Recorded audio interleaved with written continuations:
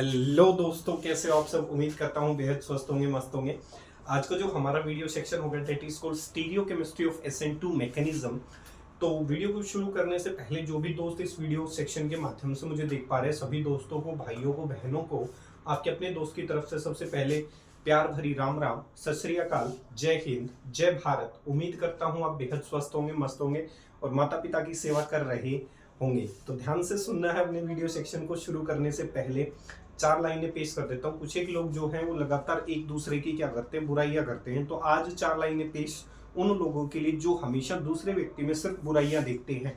ध्यान से सुनना है। हमारी बुराइयां खामोश होकर सुनी हमने, हमारी बुराइयां खामोश होकर सुनी हमने। इनकी एक गलती क्या बताई, इनकी एक गलती क्या बताई, उन्होंने रिश्ता ही खत्म कर दिया।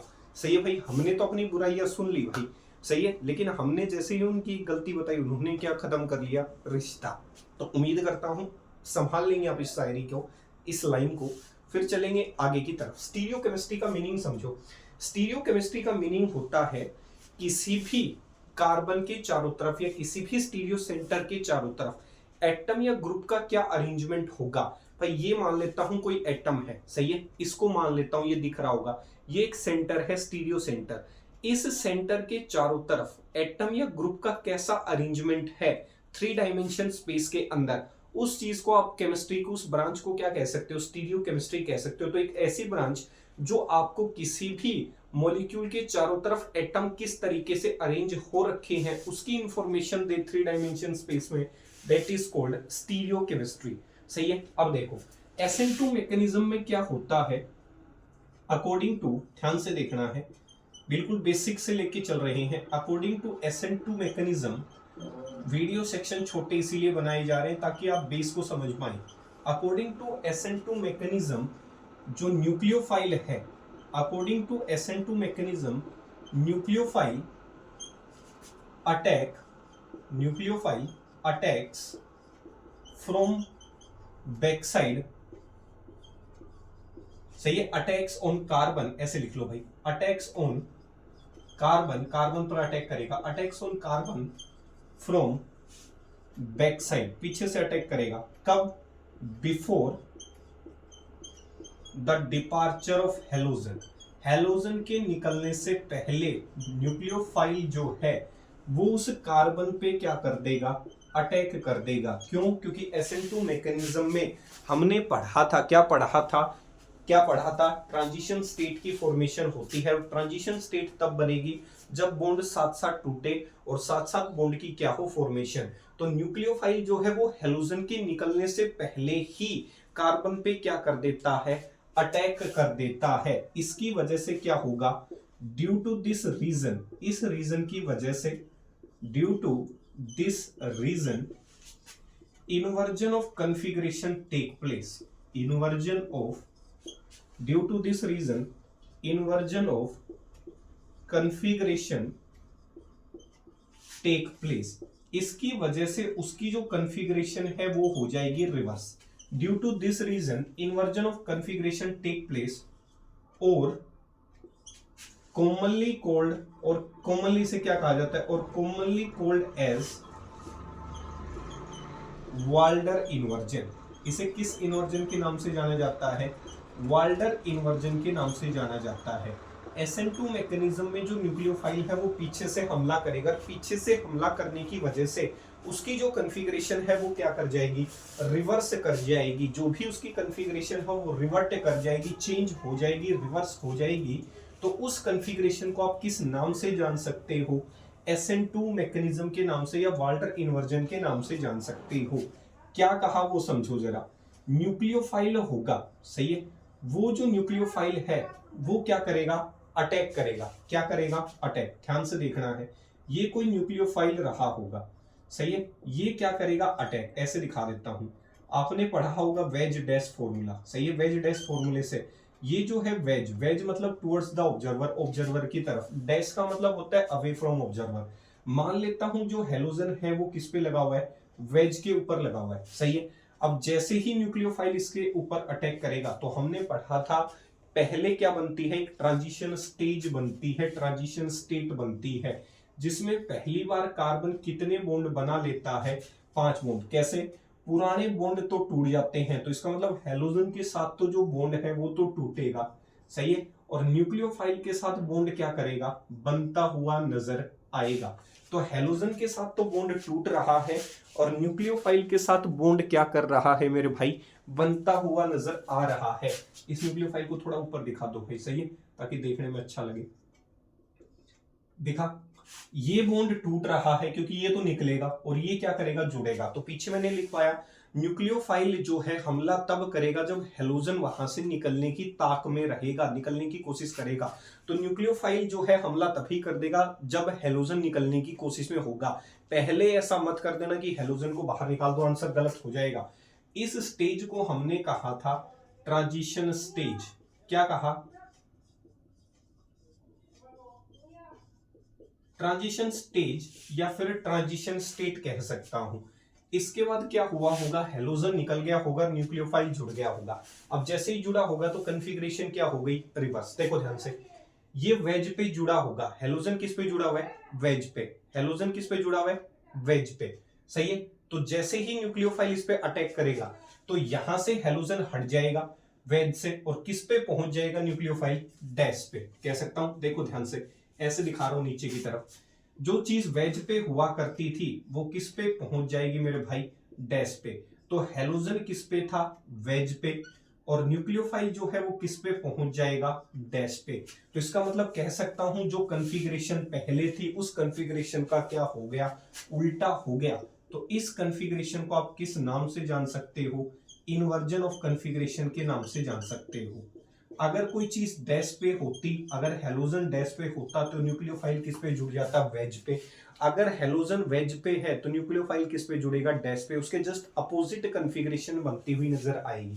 समझो जरा, छतरी देखी होगी, अम्ब्रेला, सही है। अम्ब्रेला मान लो ऐसे पकड़ के खड़ा हूं, ऐसे, तो ऊपर की तरफ उसकी क्या होगी? हेड, नीचे की तरफ उसकी क्या होगी? टेल, जो डंडी है, ऐसे होगा, सही है।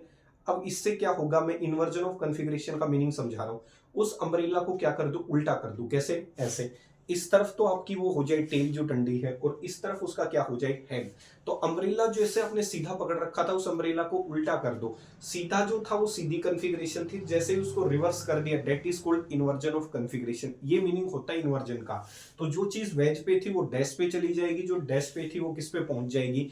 वेज के ऊपर। इस कॉन्फ़िगरेशन को कहा जाता है इन्वर्जन ऑफ कॉन्फ़िगरेशन।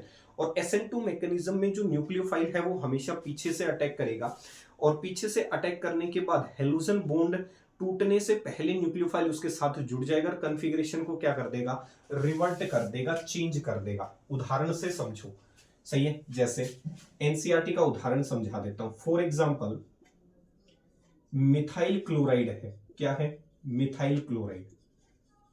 इस क्लोराइड आयन को सब्स्टिट्यूट करवा दो किससे? OH नेगेटिव से, सही है। तो यहां से प्रोडक्ट बन गया CH3OH और यहां से क्लोराइड आयन क्या निकल जाएगी? बाहर। तो ये एक प्रकार की न्यूक्लियोफिलिक सब्स्टिट्यूशन रिएक्शन है। वही कैसे होगी वो दिखा रहा हूं। न्यूक्लियोफिलिक सब्स्टिट्यूशन रिएक्शन, ध्यान से देखना है। क्या है न्यूक्लियोफिलिक सब्स्टिट्यूशन रिएक्शन? देखो कैसे दिखा सकता हूं। यहां की अगर बात की जाए, यहां पे जो न्यूक्लियोफाइल है वो कौन होगा? OH। ये न्यूक्लियोफाइल का काम कर सकता है। देखो कैसे दिखा रहा हूं, ध्यान से देखना है। ऐसे दिखा रहा हूं, ये कोई एक हाइड्रोजन है, सही है। ये दूसरा हाइड्रोजन है जिसे मैं किससे दिखा रहा हूं? डॉटेड लाइन से। ये दूसरा हाइड्रोजन है जिसे मैं किससे दिखा रहा हूं? वेज लाइन से। किससे दिखा रहा हूं? वेज लाइन से, H। और यहां क्या जुड़ा हुआ है? क्लोरीन। अब इस क्लोरीन के ऊपर किसने अटैक कर दिया? इसने, OH नेगेटिव ने। ये किसका काम कर रहा है? न्यूक्लियोफाइल का, कह सकता हूं। और ये जो है ये है मिथाइल क्लोराइड। ध्यान से देखना है। अब क्वेश्चन ये कि ये पीछे से हमला क्यों करता है वो समझो। आपको पता है जब इसने इलेक्ट्रॉन खींचा होगा तो ये पार्शियल नेगेटिव और ये कैसा हुआ होगा? पॉजिटिव। दिखा सकता हूं समझने के लिए। अब देखो सामने से हमला क्यों नहीं किया? सामने से हमला इसलिए नहीं किया क्योंकि ये जो है ये इलेक्ट्रॉन डेंसिटी कंटेन करता है और न्यूक्लियोफाइल भी इलेक्ट्रॉन डेंसिटी कंटेन करता है। जब दो नेगेटिवली चार्ज स्पीसीज एक दूसरे के आमने सामने आएंगी तो इन दोनों के बीच में क्या होगा? रिपल्शन। क्लोरीन और OH के अगर आमने सामने पहुंचे दोनों, तो दोनों के बीच में क्या होगा? रिपल्शन।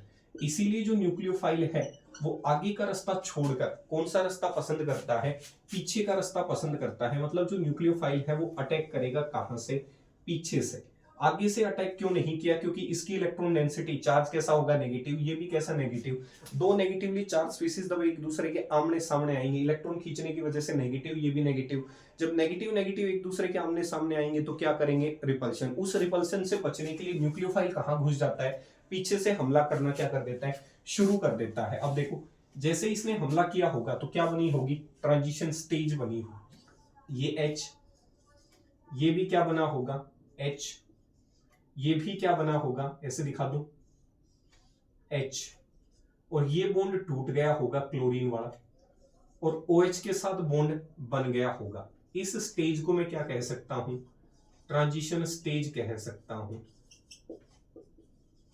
और फाइनली क्या हुआ होगा, देखो कॉन्फ़िगरेशन कैसे है, कॉन्फ़िगरेशन ऐसे है, मान लेता हूं छतरी ऐसे खुली हुई है, और जैसे ही पीछे से हमला होगा तो कॉन्फ़िगरेशन रिवर्स हो जाएगी। कॉन्फ़िगरेशन कैसी हो जाएगी, ऐसे। तो कॉन्फ़िगरेशन अब हो जाएगी ऐसे, दिखा, और OH कहां जुड़ जाएगा, पीछे। ये कहलाएगी इन्वर्जन ऑफ कॉन्फ़िगरेशन। क्या कहलाएगी, इन्वर्जन ऑफ कॉन्फ़िगरेशन कह सकता हूं। इतनी चीज क्लियर हुई या नहीं? इस एग्जाम्पल के माध्यम से आप स्टीरियो केमिस्ट्री समझ सकते हैं कि किस तरीके से हमला हुआ होगा, पीछे से हमला। क्योंकि कल जो है हम फैक्टर करेंगे, देखो हाइड्रोजन की साइज छोटी होती है, धीरे धीरे अगर मैं हाइड्रोजन की जगह कोई अल्काइल ग्रुप लगाऊंगा तो ध्यान से देखो न्यूक्लियोफाइल को पीछे से आने में दिक्कत होगी। क्यों, क्योंकि बल्कि ग्रुप होंगे, स्टीरिक हिंड्रेंस करेंगे, उसको धक्का मारकर बाहर निकालने की कोशिश करेंगे और इस स्टीरियो सेंटर तक नहीं पहुंचने देंगे। और जब तक वो स्टीरियो सेंटर तक पहुंचेगा नहीं तब तक बॉन्ड टूटेगा नहीं, बॉन्ड जब तक बनेगा टूटेगा नहीं तब तक कॉन्फ़िगरेशन चेंज होगी नहीं, और कॉन्फ़िगरेशन चेंज होगी नहीं तो इन्वर्जन ऑफ कॉन्फ़िगरेशन संभव नहीं है। बिल्कुल साधारण सा छोटा सा एग्जांपल दिया है विद स्टीरियो केमिस्ट्री। सही है। कल तक जो पढ़ाया और जो आज पढ़ाया उसको सम अप कर देता हूं 2 लाइनों में। SN2 मैकेनिज्म में होता क्या है, आपने पढ़ा क्या क्या। SN2 मैकेनिज्म में जो रेट है न्यूक्लियोफिलिक सब्स्टिट्यूशन रिएक्शन का, वो बता देता हूं किस पे डिपेंड करता है, कंसंट्रेशन ऑफ अल्काइल हैलाइड पे डिपेंड करता है और कंसंट्रेशन ऑफ न्यूक्लियोफाइल पे डिपेंड करता है। दूसरा, इस SN2 मैकेनिज्म में जो ऑर्डर ऑफ द रिएक्शन है वो सेकंड ऑर्डर है। तीसरा जो पॉइंट है इंपॉर्टेंट, इसके अंदर बनती है ट्रांजिशन स्टेट। क्या बनती है, ट्रांजिशन स्टेट। क्या नहीं बनता, नो इंटरमीडिएट इज फॉर्म्ड। सही है, इंपॉर्टेंट है। अगला, कितने स्टेप में रिएक्शन पूरी हो जाती है, सिंगल स्टेप रिएक्शन है, इसीलिए इसे कंसर्वेटेड RTED। सही है, कल गलती से ए लिखवा दिया था, उस ए को इरेज कर देना। स्पेलिंग है कंसर्वेटेड, CONCERTED। कंसर्वेटेड का मतलब जो एक स्टेप में पूरी हो जाए। यहां पे ट्रांजिशन स्टेट ऑब्टेन होगी। कितनी ट्रांजिशन स्टेट ऑब्टेन होगी, यहां पे एक ग्राफ बनवाया था एनर्जी स्टेट से। ये इसके मुख्य बिंदु हैं। स्टीरियो केमिस्ट्री क्या कहती है, इसकी जो स्टीरियो केमिस्ट्री है, यहां लिख रहा हूं, इसकी जो स्टीरियो केमिस्ट्री है वो कहती है न्यूक्लियोफाइल जो है वो कहां से अटैक करेगा, पीछे से। Attack from back side, attack from back side. सही है। दूसरा, बॉन्ड की फॉर्मेशन और बॉन्ड का टूटना और बनना, bond cleavage and bond formation साथ साथ होगी। Bond cleavage and bond formation simultaneously. Bond cleavage और बॉन्ड जो फॉर्मेशन होगी वो क्या होगी, एक साथ होगी। सही है, अभी भी दिख रहा है, बॉन्ड फॉर्मेशन और बॉन्ड क्लीवेज क्या होगी, एक साथ।